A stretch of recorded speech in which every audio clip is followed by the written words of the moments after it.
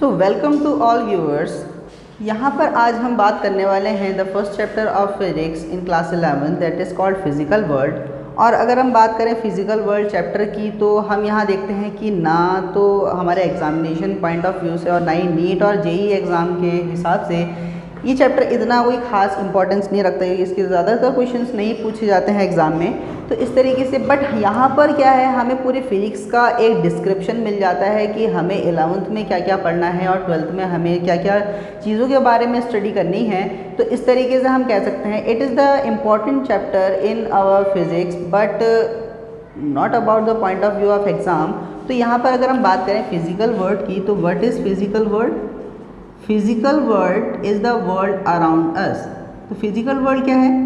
जो भी घटनाएं हमारे आसपास हो रही हैं उसको हम फिजिकल वर्ल्ड नाम से जानेंगे। फिजिकल वर्ल्ड जो हमें दिखाई दे रहा है, जो हमारे साथ हो रहा है, हमारे आसपास क्या है, क्या घूम रहा है, winds are blowing, gravitational force लग रहा है, सब कुछ जो हो रहा है वो फिजिकल वर्ल्ड के अंदर में आता है। तो इस तरीके से पहले अगर हम बात करें व्हाट इज़ फिजिक्स के बारे में, तो what is physics? As we know that physics is a branch of science. Physics क्या है? साइंस की एक ब्रांच है। साइंस इज़ विज्ञान। अगर हम हिंदी में या संस्कृत में बात करें तो साइंस क्या है? विज्ञान है। विज्ञान मीन्स एक विशेष प्रकार का ज्ञान। विज्ञान, विज्ञान इट डिराइव्स फ्रॉम संस्कृत विज्ञान, but the science word is derived from the Latin verb that is scientia. Scientia. तो ये जो साइंस वर्ड निकल कर आया है वो लैटिन लैंग्वेज से निकल कर आया है, लैटिन वर्ब से निकल कर आया है, दैट इज साइंशिया। और इसका मतलब होता है टू नो अबाउट एनीथिंग। किसी चीज़ के बारे में हम जानना चाहते हैं तो वो क्या कहलाएगा? साइंशिया कहलाएगा। और इससे डिराइव हो गया हमारा इंग्लिश में वर्ड क्या बना? साइंस बना है। और जैसे हम कह रहे हैं to know about anything, anything in the nature, in the world, in the physical world around us. और इस तरीके से विशेष ज्ञान की अगर हम बात कर रहे हैं, विशेष ज्ञान, किसी भी चीज़ के बारे में अगर हम विशेष ज्ञान लेना चाहते हैं तो वो भी किस में आएगा? साइंस के अंडर में। और एक और जो हमारे एनसीईआरटी में दे रखा है that is called Arabic word. Arabic word it is called इल्म। व्हाट इज़ इल्म? The knowledge, the knowledge of anything.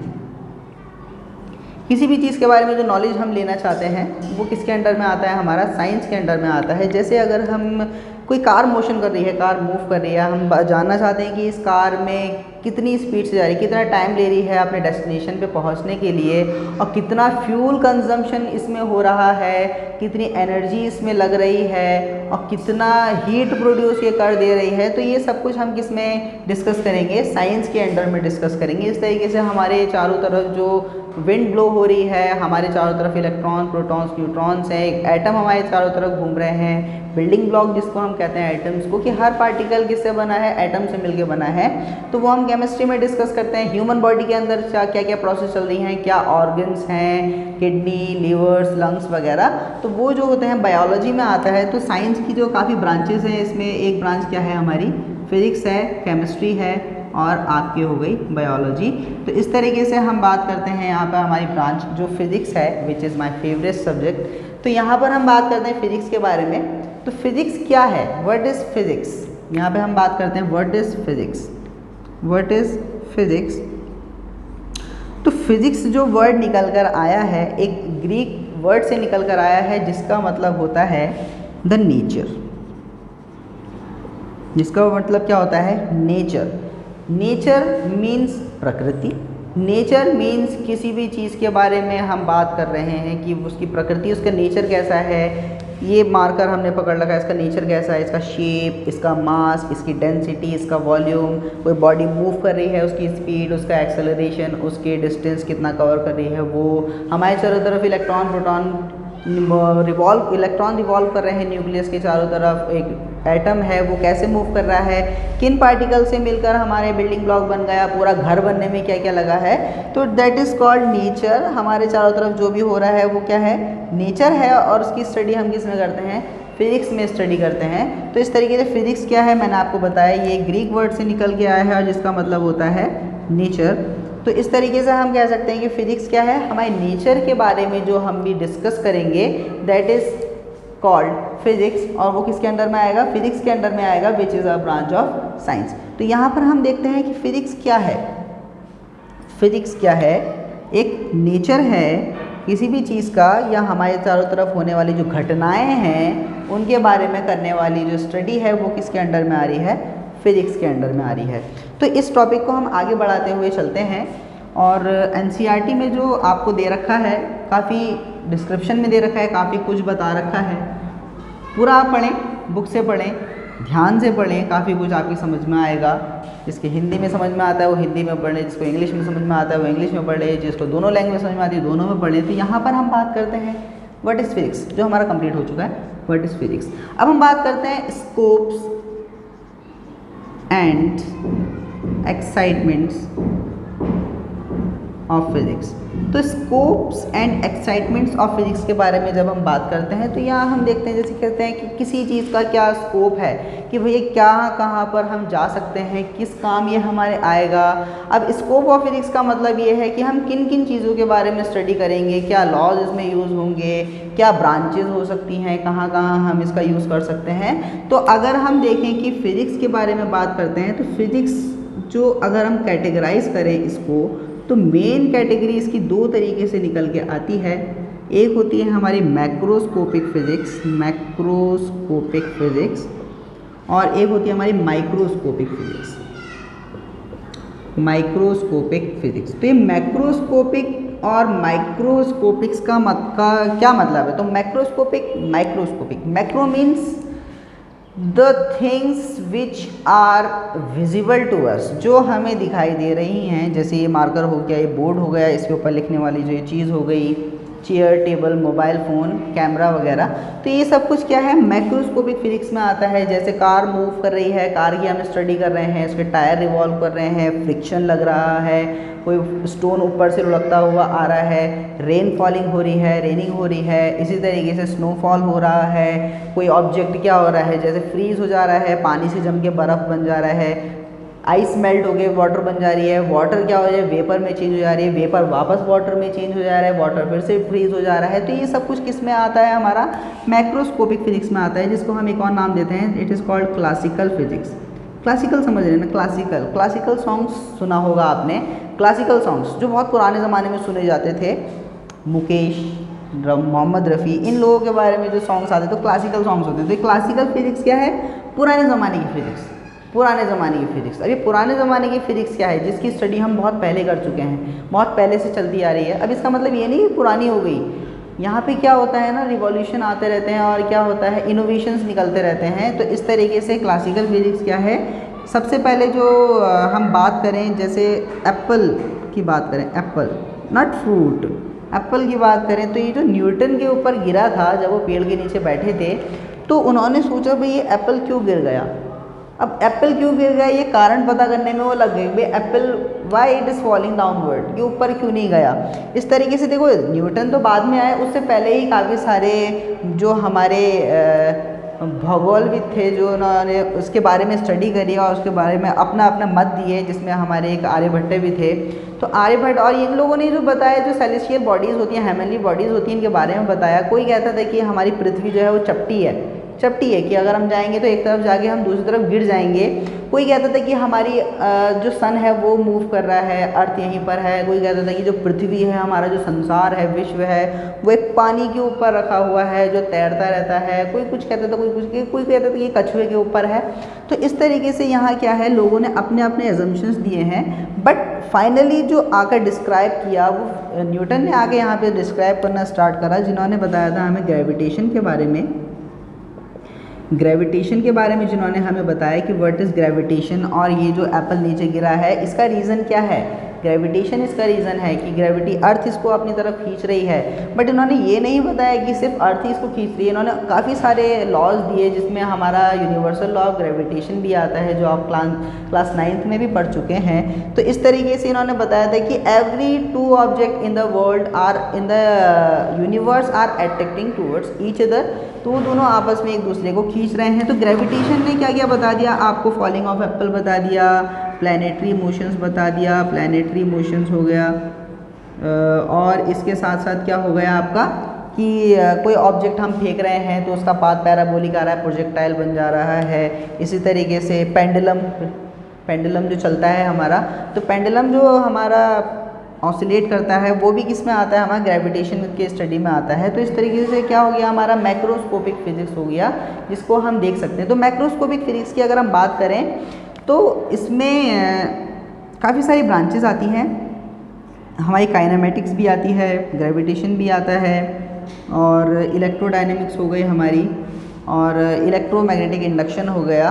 तो इस तरीके से हम यहाँ पर बात करते हैं कि मैक्रोस्कोपिक पार्ट में फिजिक्स के क्या क्या आता है। तो यहाँ पर अगर हम बात करें कि इसके अंदर में क्या क्या आता है, तो पहले हम बात करेंगे मैकेनिक्स की। एक तो आ गया हमारा मैकेनिक्स, एक आ गया हमारा थर्मोडायनेमिक्स,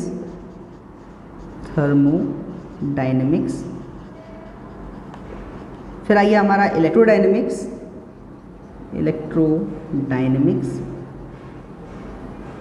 और लास्ट हो गया हमारा ऑप्टिक्स। तो ये जो हमारा मैकेनिक्स हो गया, थर्मोडायनेमिक्स हो गया, पहली बात तो ये ध्यान रखें कि इन दोनों के बारे में हम क्लास 11th में पढ़ेंगे, और इन दोनों के बारे में हम कहाँ पढ़ेंगे, क्लास 12th में पढ़ेंगे। तो क्लास 11 की फिजिक्स में जो हमारा मैकेनिक्स और थर्मोडायनेमिक्स हो गया, तो जैसे अगर हम मैकेनिक्स की बात करें तो मैकेनिक्स में क्या होता है, मैकेनिक्स में हम किसी बॉडी के मोशन के बारे में बात करेंगे, उसके द्वारा लगने वाला फोर्स की बात करेंगे, उसके ऊपर लगने वाले फोर्स की बात करेंगे। जैसे रॉकेट का मोशन हो गया, ऊपर जा रहा है, अब थ्रस्ट गैस नीचे निकल रही है और वो ऊपर जा रहा है, कोई बॉडी दूसरी बॉडी पे कितना फोर्स लगा रही है, कोई बॉडी मूव कर रही है, फ्रिक्शन कितना लग रहा है, हम चल कैसे सकते हैं, और साथ ही साथ क्या हो गया, हमारा ग्रेविटेशन हो गया।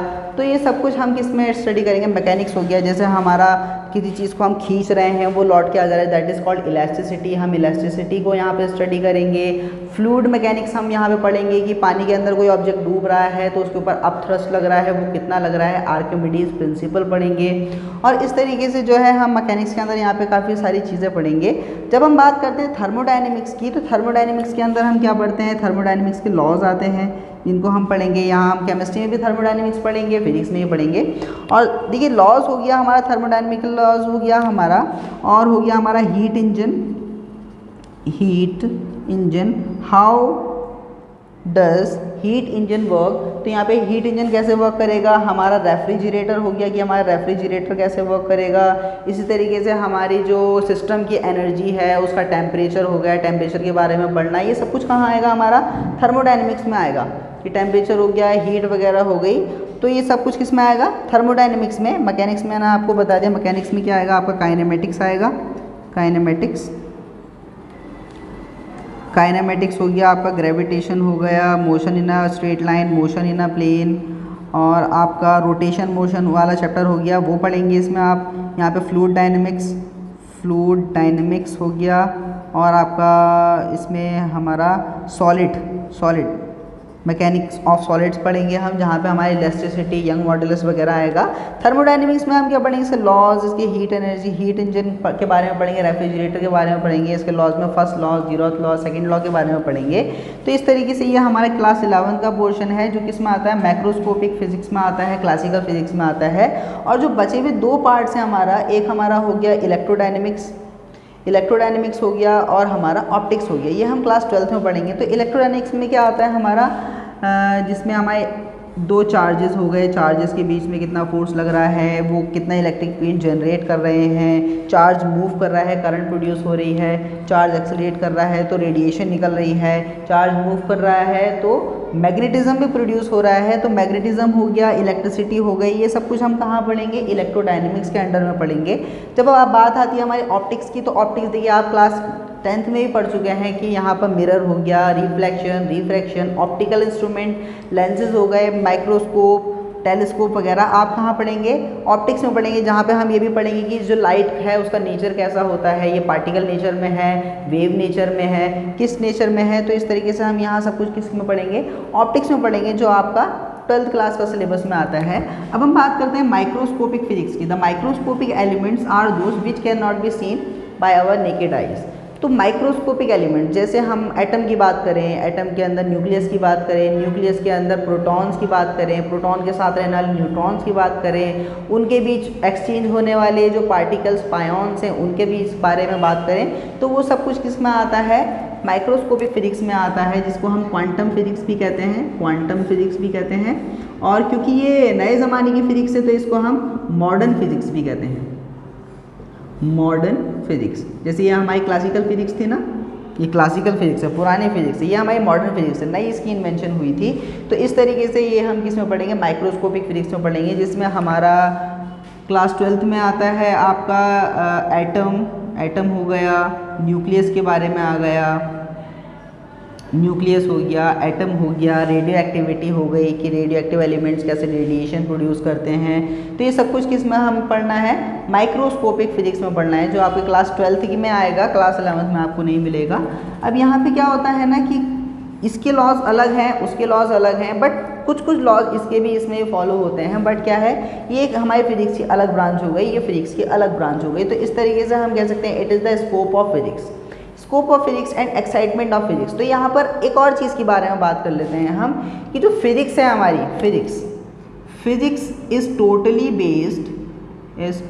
Based upon two things. एक हो गया हमारा यूनिफिकेशन, ध्यान रखें, एक हो गया हमारा यूनिफिकेशन और एक हो गया हमारा रिडक्शनिज्म।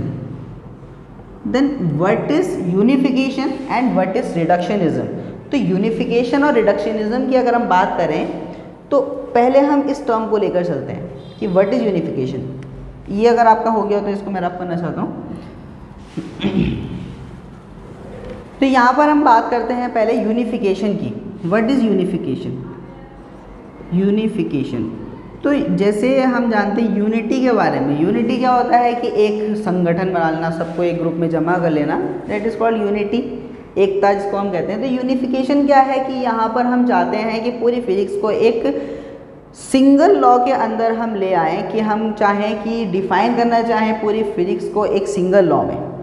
तो ये कहलाता है यूनिफिकेशन। ये हमारी अभी भी कोशिश चल रही है कि हम एक सिंगल लॉ ऐसा ले लें, एक सिंगल लॉ हमें ऐसा मिल जाए जिसमें हमें ये पता चले कि पूरी की पूरी फिजिक्स जो है वो एक ऐसे लॉ के ऊपर बेस्ड है। जैसे अगर हम बात करें law of conservation of energy, law of conservation of energy. तो law of conservation of energy में अगर हम बात करें कि energy neither be created nor be destroyed, it can convert only from one form to another form. तो यहाँ पर देखिए अगर हम इलेक्ट्रिसिटी की बात करें तो इलेक्ट्रिसिटी में चार्ज पार्टिकल मूव कर रहे हैं, चार्ज पार्टिकल मूव कर रहे हैं तो ये क्या हो गई, इसकी काइनेटिक एनर्जी हो गई। चार्ज पार्टिकल मूव करने से करंट प्रोड्यूस हुई, करंट प्रोड्यूस हुई तो ये क्या हो गया, हमारी इलेक्ट्रिकल एनर्जी हो गई। इलेक्ट्रिकल एनर्जी जब हमारे बल्ब में गई तो वहाँ पर बल्ब जलने लगा, तो वहाँ पे क्या आ गया, हमारी लाइट एनर्जी प्रोड्यूस होने लगी। फैन चलने लगा, मैकेनिकल एनर्जी प्रोड्यूस होने लगी। तो इस तरीके से ये क्या है हमारा, ये हमारे चार्ज पार्टिकल हो गए, करंट हो गई, तो इसको भी डिफाइन कर ले रहा है। इस तरीके से दो बॉडी जब कोलाइड कर रही हैं, कोलाइड करके अलग अलग डायरेक्शन में चलें या एक ही डायरेक्शन में चलें, तो ये क्या हो गया, हमारा law of conservation of energy में आ गया, law of conservation of momentum हो गया। इस तरीके से हमारा law of conservation of mass and energy हो गया। जैसे हम कहते हैं कि इस होल यूनिवर्स का जो मास होता है वो कंजर्व रहता है। तो इस तरीके से ये क्या है, हमारे कंजर्वेशन लॉज हैं जो ये बताते हैं कि यूनिफिकेशन ऑफ फिजिक्स, यूनिफिकेशन के बारे में बताते हैं कि हम फिजिक्स को यूनिफाई कर सकते हैं। जैसे हमारे थर्मोडायनेमिक्स के लॉ हो गए, जैसे हमारा फर्स्ट लॉ ऑफ थर्मोडायनेमिक्स से अगर हम बात करें तो फर्स्ट लॉ ऑफ थर्मोडायनेमिक्स हमें ये कहता है कि जो हम हीट किसी सिस्टम को अगर हम हीट दे रहे हैं कि दो पार्ट में डिवाइड होती है, एक उसकी इंटरनल एनर्जी को चेंज करने में और एक जो है उसके ऊपर वर्क करने में। तो ये भी क्या है, हमारा कंजर्वेशन ऑफ एनर्जी में आ रहा है। तो इस तरीके से हम देख रहे हैं कि ये एक सिंगल लॉ फिजिक्स के काफ़ी सारे कॉन्सेप्ट्स के बारे में हमें बता दे रहा है। तो इसी को हम क्या कहते हैं, यूनिफिकेशन ऑफ फिजिक्स। यहाँ पे इस लॉ को मत मानिए कि ये जो law of conservation of energy है यही पूरी फिजिक्स को डिफाइन कर रहा है। इस तरीके से काफ़ी लॉज है हमारे। Law of conservation of momentum हो गया, जो दो पार्टिकल के बीच में होने वाली कोलिजन के बाद भी कंजर्व रहता है। इस तरीके से दो जो सब एटॉमिक पार्टिकल्स हैं वो कोलाइड करते हैं। तो अब जैसे हमारा रेडियो एक्टिव एलिमेंट्स होते हैं ना, उसके अंदर से अल्फा बीटा पार्टिकल्स निकलते रहते हैं, तो वहाँ पे भी law of conservation of energy, law of conservation of momentum दोनों लगता है। तो कोई एक पर्टिकुलर लॉ नहीं है जो पूरी फिजिक्स को यूनिफाई कर रहा है, बट ये खोज अभी चल रही है। ये इन्वेंशन हमारी चल रही है कि ये जो है हमारा कौन सा लॉ ऐसा है या कोई नया लॉ ऐसा है जो पूरी फिजिक्स को अपने अंडर में लिए हुए है। तो जो हमारे स्टीफन हॉकिंस थे उन्होंने ये काफ़ी हद तक इस खोज में लग गए थे और काफ़ी हद तक उन्होंने ये बता भी दिया था कि जो हमारा थर्मोडायनेमिक्स का सेकेंड लॉ है वो हमारे यूनिफिकेशन ऑफ फिजिक्स को डिफाइन करने वाला है, बट अभी उनकी ये चीज़ प्रूफ हुई नहीं थी। तो बट यहाँ पर क्या है, हमारे पास एक कॉन्सेप्ट ये है कि हम समझ सकते हैं कि कोई एक लॉ ऐसा ज़रूर होगा जो फिजिक्स को यूनिफाई कर दे, यूनिफिकेशन ऑफ फिजिक्स में काम आए। अब दूसरी बात करते हैं हम रिडक्शनिज्म की। तो व्हाट इज़ रिडक्शनिज्म? तो रिडक्शन क्या है? जैसे हमारे पास कोई कॉम्प्लिकेटेड सिस्टम आ जाए, कोई कॉम्प्लिकेटेड हमारे पास प्रॉब्लम आ जाए, उसके बारे में जब हम उसको सॉल्व करना चाहें या उसको डिस्कस करना चाहें तो हम उसको टुकड़ों में तोड़ के हम उसके बारे में स्टडी करेंगे। That is called reductionism. Parts के हिसाब से अगर हम स्टडी करें, जैसे हम मान लेते हैं कि हमने कोई बुलेट फायर करी। अब बुलेट फायर करने पे क्या हुआ, वो बुलेट भी आगे गई, हमारी जो गन थी वो भी पीछे को उसमें धक्का लगा। अब बुलेट जाके किसी डोर पे लग गई, मान लें किसी डोर पे लग गई। अब वो डोर पे तो लगी बट उसका फोर्स उस डोर पे भी लगा होगा, जो दरवाज़ा है हमारा उस पर भी लगा होगा। अब जैसे मान लिया वो दरवाज़ा अगर खुला है तो उस डोर पे लगने वो दरवाज़ा हिलेगा, तो वो दरवाज़ा कितने मोशन से कितनी स्पीड से वो मूव करने लगा और बाद में जब वो टकराया कितने, तो उसने कितना फोर्स लगा के दूसरे ऑब्जेक्ट पे टकराया। तो यहाँ पर हम क्या करते हैं, पार्ट्स में डिवाइड कर करके हम इसको स्टडी करते हैं। That is called reductionism. तो यहाँ पर हम कह रहे थे कि जो फिजिक्स है हमारी वो टोटली बेस्ड है इन दो वर्ड्स के ऊपर, यूनिफिकेशन एंड रिडक्शनिज्म। यूनिफिकेशन मैंने आपको बताया कि किसी एक लॉ के अंडर में हम फिजिक्स को यूनिफाई करने की कोशिश करते हैं, और रिडक्शनिज्म क्या कहता है कि किसी भी चीज़ की स्टडी करने के लिए हम उसको पार्ट्स में ब्रेक कर करके हम उसकी स्टडी करते हैं। तो आगे जब हम यहाँ पे बढ़ते हैं तो स्कोप ऑफ फिजिक्स और एक्साइटमेंट ऑफ फिजिक्स हमारा हो चुका है। अब हम बात करेंगे फंडामेंटल फोर्सेस के बारे में। What are fundamental forces? तो फंडामेंटल फोर्सेस क्या है? These are the forces on which the total physics is based. तो इन फोर्सेस के ऊपर बेस्ड है जो हमारी यूनिवर्स में हर जगह पे लगते हैं, हर जगह पे काम करते हैं। तो ये फंडामेंटल फोर्सेस कौन से हैं? तो जिसमें हमारा पहला नंबर आता है हमारा ग्रेविटेशन फोर्स का, ग्रेविटेशनल फोर्स। दूसरा हो गया हमारा इलेक्ट्रोमैग्नेटिक फोर्स, इलेक्ट्रोमैग्नेटिक फोर्स। तीसरा आ गया हमारा strong nuclear force, strong nuclear force. And last is weak nuclear force, weak nuclear force. अब देखिए यहाँ पर ग्रेविटेशनल फोर्स हो गया, इलेक्ट्रोमैग्नेटिक फोर्स हो गया, स्ट्रॉन्ग न्यूक्लियर फोर्स हो गया, वीक न्यूक्लियर फोर्स की अगर हम बात करें तो पहली बात तो ये वीक न्यूक्लियर फोर्स को देखें आप। वीक न्यूक्लियर फोर्स जैसे नाम से पता चला वीक न्यूक्लियर फोर्स तो सबसे ज़्यादा वीक होगा, नहीं, ऐसा नहीं है। ये वीक न्यूक्लियर फोर्स सबसे ज़्यादा वीक नहीं होता है, बल्कि सबसे ज़्यादा वीक कौन सा होता है? Gravitational force.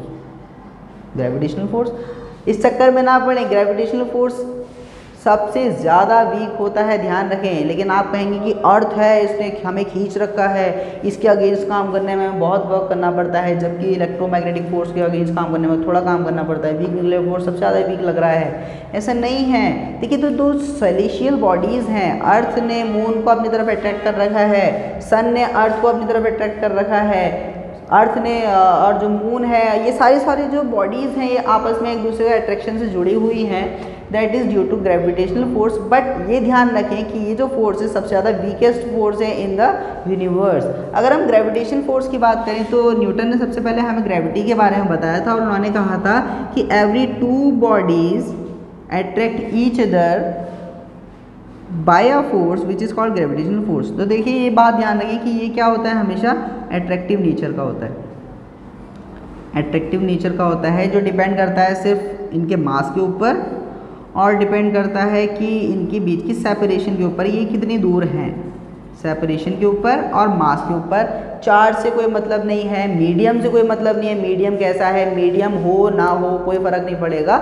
तो यहाँ पर हम ये, क्योंकि हमें पता है कि जो हमारा स्पेस है, अर्थ से बाहर का जो स्पेस है वहाँ पर कोई मीडियम नहीं है, वो क्या है, वैक्यूम है, निर्वात है एक तरीके से। तो वहाँ पर भी ग्रेविटेशनल फोर्स काम करता है। तो medium is not required, medium is not required for this type of force. तो इस तरीके से हम कह सकते हैं कि पहली बात तो ये ध्यान रखें कि जो ग्रेविटेशनल फोर्स होता है ये ऑलवेज अट्रैक्टिव नेचर का होता है, मास पे डिपेंड करता है और उनके बीच की डिस्टेंस पे डिपेंड करता है। और एक बात ध्यान रखिए कि जब ये ग्रेविटेशनल फोर्स है तो कितने डिस्टेंस तक ये लग सकता है, how much distance does it work. तो कितने डिस्टेंस तक लगेगा, हमें पता है जो ग्रेविटेशनल फोर्स है, जो पूरा ब्रह्मांड हमारा यूनिवर्स फैला हुआ है वो इनफाइनाइट डिस्टेंस तक फैला हुआ है।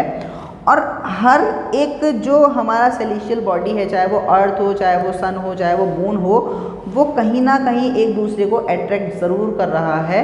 तो इस तरीके से जो हमारा इनफाइनाइट डिस्टेंस पे जो हमारा स्टार है या और गैलेक्सीज़ हैं वो भी हमारी गैलेक्सी से अट्रैक्ट हो रही हैं। तो इस तरीके से हम ये कह सकते हैं कि इसकी जो रेंज है वो लॉन्ग रेंज फोर्स है और ये क्या है, इनफाइनाइट रेंज इसकी रहेगी। तो इनफाइनाइट रेंज में हमारा ये फोर्स लगेगा। जैसे जैसे दूर जाएंगे वैसे वैसे फोर्स क्या होगा, वीक होता चला जाएगा। बट क्या है, ये लॉन्ग रेंज फोर्स है, इनफाइनाइट रेंज का फोर्स है। अब देखिए, जब भी यहाँ पे एक बात ध्यान रखें कि जब भी कोई फोर्स लगता है, किन्हीं दो बॉडीज में के बीच में जब भी कोई फोर्स लगता है तो it is due to exchange of some particles. तो यहाँ ध्यान रखें कि जो ग्रेविटेशनल फोर्स लग रहा है वो किस पार्टिकल के एक्सचेंज पे लग रहा है, एक्सचेंज ऑफ ग्रेविटॉन्स। अब ग्रेविटॉन्स क्या है ये हम आगे क्लासेस में पढ़ेंगे बीएससी एमएससी में। तो फिलहाल यहाँ क्या है, हमारा ग्रेविटॉन्स, जो हमारा ग्रेविटॉन्स पार्टिकल्स हैं वो एक्सचेंज होते हैं दो बॉडीज़ के बीच में। तो हमें क्या मिलता है, ग्रेविटेशन फोर्स वहाँ पे लगता है। और ये क्या है, हमारा वीकेस्ट फोर्स है, वीकेस्ट फोर्स। तो इतनी बात समझ में आ गई अभी ग्रेविटेशनल फोर्स क्या है, ये फंडामेंटल फोर्सेस का एक फोर्स है। अब दूसरा आता है हमारा इलेक्ट्रोमैग्नेटिक फोर्स। इलेक्ट्रोमैग्नेटिक फोर्स क्या है, जो दो चार्ज बॉडीज़ के बीच में लगता है, चार्ज बॉडीज़ के बीच में लगने वाले फोर्स को हम क्या कहेंगे, इलेक्ट्रोमैग्नेटिक फोर्स कहेंगे। जैसे हम जानते हैं कि दो हमारे पॉजिटिव चार्ज हैं तो ये एक दूसरे को रिपेल करते हैं, दो हमारे नेगेटिव चार्ज हैं ये एक दूसरे को रिपेल करते हैं, दो एक हमारा पॉजिटिव चार्ज है एक हमारा नेगेटिव चार्ज है तो ये एक दूसरे को अट्रैक्ट करता है। तो यहाँ पर देखिए डिपेंडेंसी किसकी आ गई, चार्ज की। तो ये जो हमारा फोर्स है इलेक्ट्रोमैग्नेटिक फोर्स, ये चार्ज डिपेंडेंट होता है। क्या होता है, चार्ज डिपेंडेंट होता है। और इस तरीके से अगर हम बात करें कि जो फोर्स है इसको भी मीडियम की ज़रूरत नहीं होती। देखिए मीडियम है तो बहुत अच्छी बात है, मीडियम पे भी डिपेंड करेगा, बट बिना मीडियम के भी ये फोर्स काम करता है। चाहे हम वैक्यूम की बात करें, चाहे हम किसी मीडियम की बात करें, तो दोनों तरीके के केसेस में ये फोर्स काम करता है। अगर हम इसकी भी रेंज की बात करें, जैसे हमने कहा ग्रेविटेशन फोर्स की रेंज क्या होती है, इनफाइनाइट होती है, तो इसकी भी रेंज क्या होती है, इनफाइनाइट होती है। इनफाइनाइट डिस्टेंस तक ये फोर्स काम कर सकता है। जैसे जैसे हमारी डिस्टेंस बढ़ती जाएगी, सेपरेशन बढ़ती जाएगी, वैसे वैसे इस फोर्स की इंटेंसिटी कम होती जाएगी। बट ये क्या होता है, इनफाइनाइट डिस्टेंस तक काम करता है। और फिर बात करें हम एक्सचेंज ऑफ पार्टिकल्स की, तो किन पार्टिकल के एक्सचेंज से होता है, एक्सचेंज ऑफ फोटॉन्स। ये किसके एक्सचेंज से हो रहा है, फोटॉन्स के एक्सचेंज से हो रहा है। तो ये हमारा हो गया इलेक्ट्रोमैग्नेटिक फोर्स, जिसकी स्ट्रेंथ जो होती है ग्रेविटेशनल फोर्स से ज़्यादा होती है, 10⁻36 टाइम्स होती है, 10⁻36 times to gravitational force. Now अगले फोर्स की हम बात करते हैं स्ट्रॉन्ग न्यूक्लियर फोर्स की। तो स्ट्रॉन्ग न्यूक्लियर फोर्स क्या है, दो न्यूक्लियस के बीच लगने वाला फोर्स नहीं, क्योंकि एक न्यूक्लियस में पॉजिटिवली चार्ज, दूसरा न्यूक्लियस भी क्या होगा, पॉजिटिवली चार्ज, दोनों के बीच जो फोर्स लगेगा वो होगा इलेक्ट्रोमैग्नेटिक फोर्स। ये पॉजिटिव के बीच में लगने वाला। तो दो न्यूक्लियस नहीं, एक न्यूक्लियस के अंदर, इनसाइड द न्यूक्लियस जो भी पार्टिकल्स होंगे उनके बीच लगने वाले फोर्स को हम क्या कहेंगे, स्ट्रॉन्ग न्यूक्लियर फोर्स। अब देखिए, क्योंकि न्यूक्लियस, ये मान लिया ये न्यूक्लियस है और इसके अंदर क्या होते हैं, प्रोटॉन होते हैं, न्यूट्रॉन होते हैं, प्रोटॉन होते हैं और न्यूट्रॉन होते हैं और प्रोटॉन होते हैं। तो इस तरीके से हमें पता है कि प्रोटॉन क्या है, पॉजिटिवली चार्ज पार्टिकल्स हैं। सारे प्रोटॉन क्या होते हैं, पॉजिटिवली चार्ज होते हैं। पॉजिटिवली चार्ज पार्टिकल्स रिपेल करते हैं, एक दूसरे को धक्का देते हैं। तो इसका मतलब अगर न्यूक्लियस के अंदर प्रोटॉन्स होंगे तो वो धक्का देकर बाहर निकल जाएंगे, न्यूक्लियस क्या होगा, टूट जाएगा। बट ऐसा नहीं होता है। क्या होता है कि ये जो न्यूक्लियस है ना हमारा बहुत डेंस होता है, इतनी टाइटली स्ट्रॉन्गेस्ट फोर्स से ये बंधा होता है ना इसके पार्टिकल्स कि हम उसको अलग भी नहीं कर सकते। इसको अलग करने के लिए हमें बहुत ज़्यादा एनर्जी की ज़रूरत होती है। तो इस तरीके से यहाँ ध्यान रखें कि कोई ना कोई ऐसा फोर्स है जो इन पार्टिकल्स को आपस में बांधे हुए है।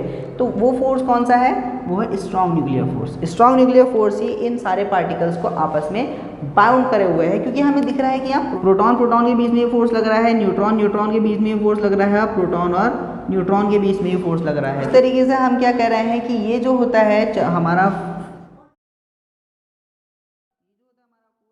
वो चार्ज इंडिपेंडेंट होता है, चार्ज इंडिपेंडेंट। देखिए चार्ज इंडिपेंडेंट तो है, चार्ज पे डिपेंड नहीं कर रहा है, कोई सा भी चार्ज हो फोर्स क्या लगेगा, सेम इंटेंसिटी का लगेगा। बट ये जो होता है ना, इसकी रेंज की अगर हम बात करें तो इसकी रेंज होती है 10⁻⁻15 मीटर्स। मतलब एक न्यूक्लियस के डायमीटर, एक न्यूक्लियस की जो हमारा साइज़ है उसके ही बराबर है। समझ रहे हैं बात? तो ये जो उसकी साइज़ है ना, हमारे न्यूक्लियस की जो साइज़ है उस पर डिपेंड करता है। यानी न्यूक्लियस के बाहर ये नहीं लगेगा।